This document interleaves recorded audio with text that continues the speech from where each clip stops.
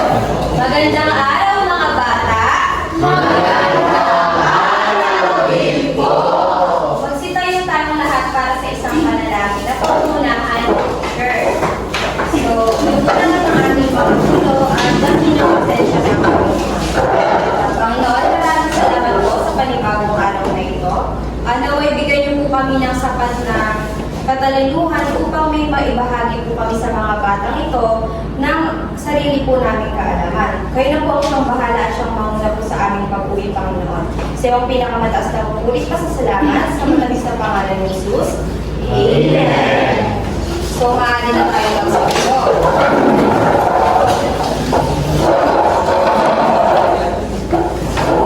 Lars, sabihin mo nga sa akin kung sino ang lumiban sa ating klase ngayong araw.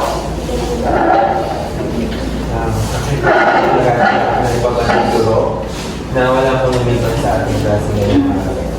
Yan, maraming salamat. Para naman sa takdang aralin, makipasa lamang dito sa harap.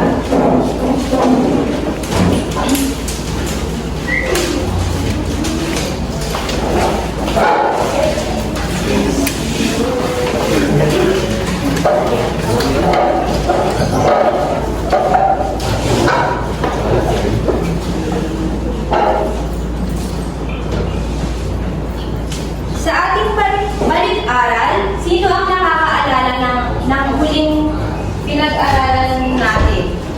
Paring magtaas ng kamay ng susunod. Sige nga, Nika. Patungkol po sa hayop at kahalagahan nito. Magaling. Dahil dyan, bigyan natin siya ng mahusay na palakpak. Alam niyo na ba ang mahusay na palakpak? Hindi po. Ganito lamang, gagayahin niyo lamang si teacher. 1, 2, 3, 1, 2, 3, mahusay, mahusay, napakahusay. Sige nga, sabay-sabay tayo mga bata. Mahusay, mahusay, napakahusay. Bago naman tayo dumako sa ating tatalakayin ngayong araw, meron mo na ipapakitang litrato si teacher. Ngayon, tatanungin ko kayo kung ano yung nakikita niyo sa litrato. Halaman!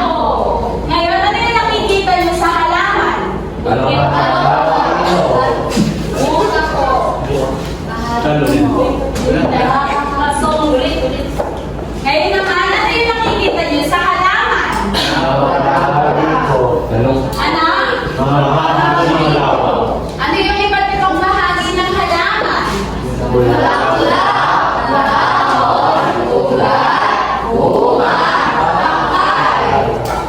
Dahil ang ating tatalakayin ngayong araw ay tungkol sa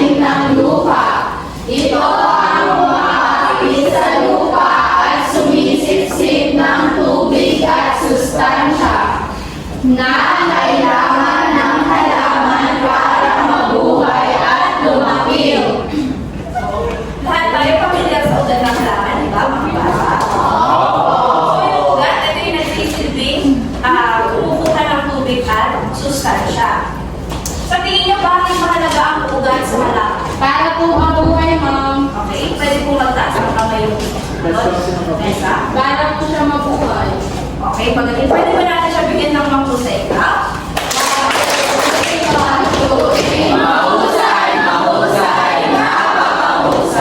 Okay, magaling. So, tama yung sinabi ni Nessa. Yung ugat nga, siya yung nagbibigay ng sustansya, tubig. Dahil kung wala kang sustansya at tubig ang halaman, ano ang pwedeng mangyari sa halaman? Magaling. President po. Bambi na didiligan. Okay. Yung naitin ng ugat, sumisipsip ng tubig at sustansya mula sa lupa para maging pagkain ng halaman. Nagpapatibay o humahawak sa halaman para hindi ito matumba kapag may ulan. Ang ikalawa naman ay tangkay. Nagsisilbi lahat ng tubig at pagkain pagmula sa iba't ibang parte ng halaman. Sumusuporta sa dahon, bulaklak at bunga. Ang tangkay po, ito yung karaniwang nasa gitna ng halaman. At siya yung nagdulugtog sa ugat, sa bunga, sa bulaklak at sa dahon ng halaman. Dito din dumadaloy yung sustansya mula sa ugat patungo sa iba't ibang bahagi ng halaman. Sa tingin niyo mga bata, bakit mahalaga ang tangkay na maging parte ng halaman? Gillian? Mahalaga po yung tangkay kasi siya yung sumusuporta sa lahat ng bulaklak at buwang. Tapos pag nasira ang tangkay, may possibility na malata na yung halaman. Pwede po ba natin siyang bigyan ng magaling claps?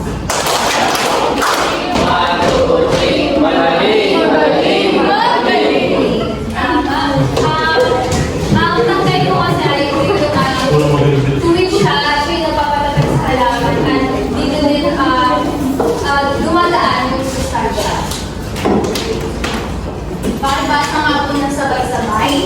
Ang dahon ay karne, bahagi ng halaman na karaniwang malibis at malapad. Okay, so ang sabi po dyan, ang dahon daw po ay verde, verde kapagli at karaniwang malibis at malapad. Ito rin po ay ang naglalabas ng oksigeno o oxygen na kailangan ng mga tao at hayop para makalambot ng hangin.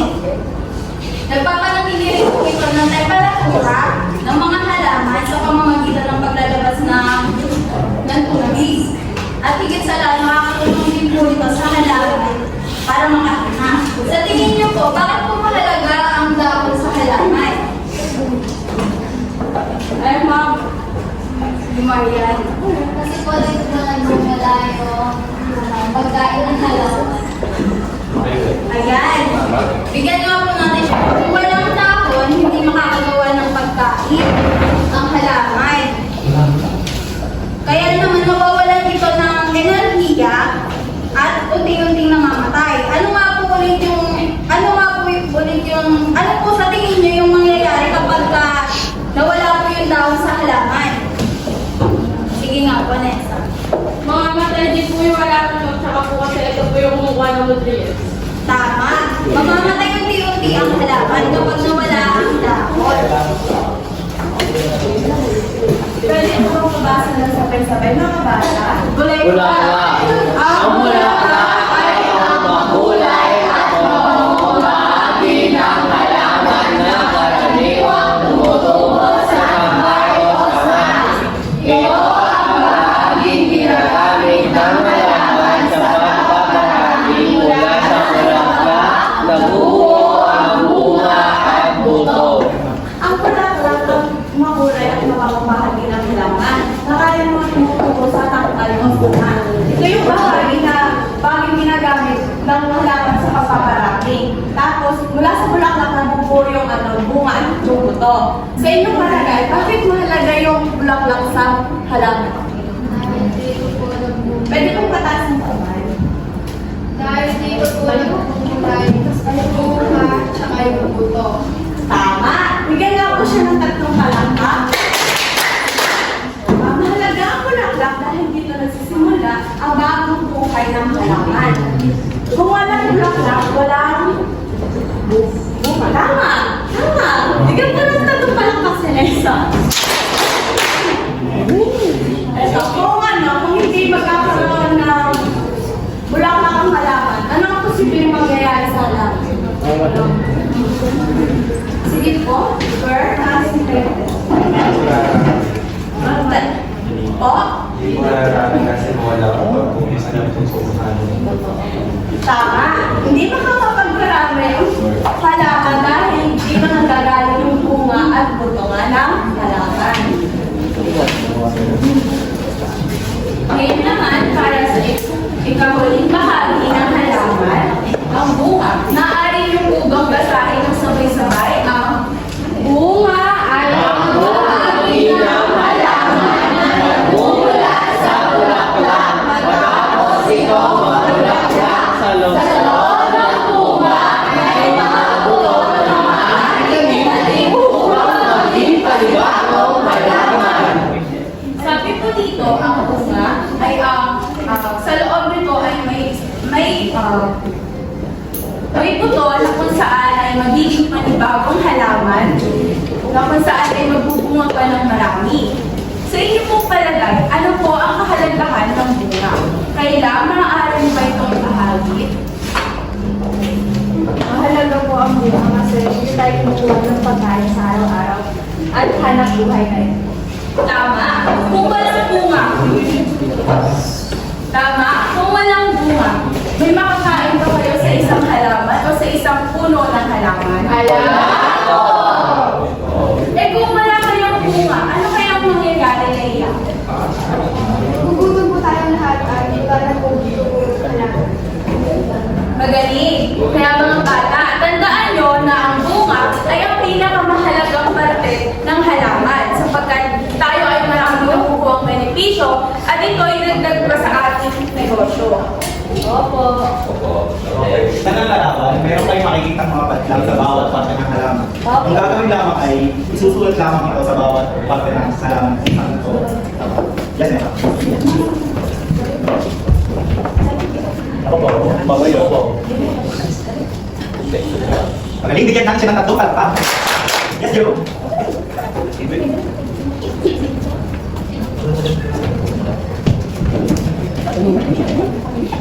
Magaling, bigyan natin siya ng boba tao. 1, 2, 3, 1, 2, 3. Sino bang susunod? Yes, again.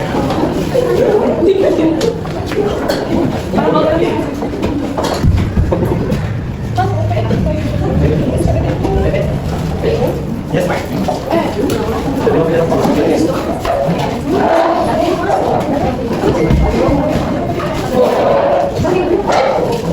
Bigyan natin siya ng maaga. 1, 2, 3, 1, 2, 3, meron pa tayong sa pati ng halaman. Sino pa ang gusto sumagot? Yes, again.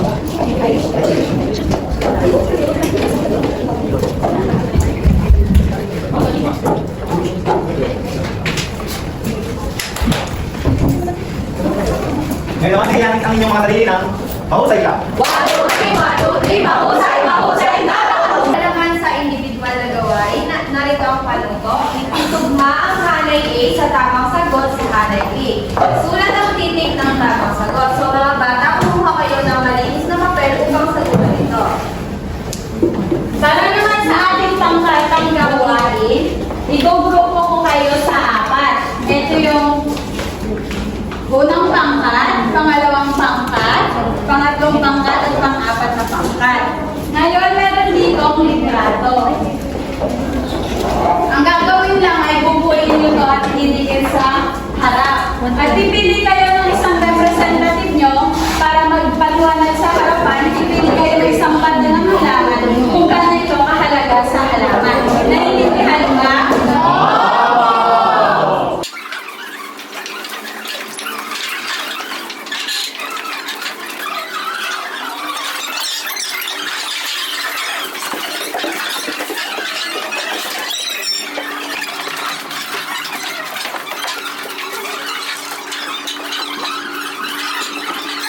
Para sa unang pangkat, sino ang napili niyong representative at anong parte ng halaman ang inyong napili?